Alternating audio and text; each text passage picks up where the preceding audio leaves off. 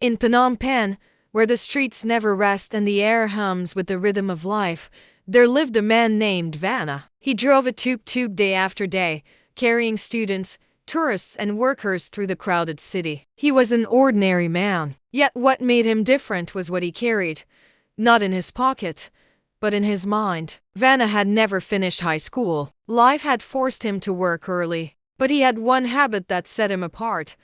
Every time he drove, he listened not to music, but to audiobooks. While others complained about traffic, he listened to stories of history, science, and great leaders. He didn't just drive people, he drove his curiosity. Every night, when he returned home, Vanna wrote down what he learned. His handwriting was shaky, his notebook filled with notes in Khmer and broken English. But his heart was full of light. He told his wife, "I may not have gone to school, but the world is still my classroom." One evening, he noticed children playing by the street barefoot, giggling, but with no books, no lessons. Something stirred inside him. The next day, he brought a small whiteboard and began teaching them what he knew: letters, numbers, English words, even little stories he remembered from the audiobooks. At first, people thought he was wasting time. A tuk-tuk driver trying to be a teacher, they said. But the kids loved him. They called him Lok Kru Vanna, Teacher Vanna.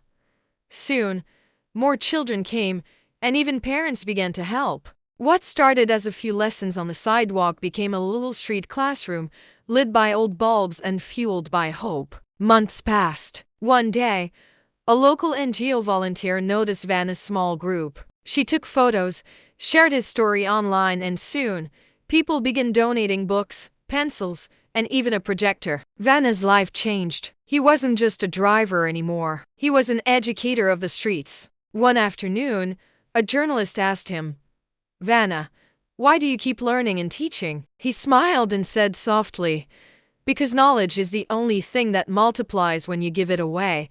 And so, on the busy streets of Phnom Penh, a humble driver proved a powerful truth that education is not a privilege of the rich or the young. It is the right of every curious heart. And sometimes the best teachers are the ones who never stop being students. True education is not taught, it is shared.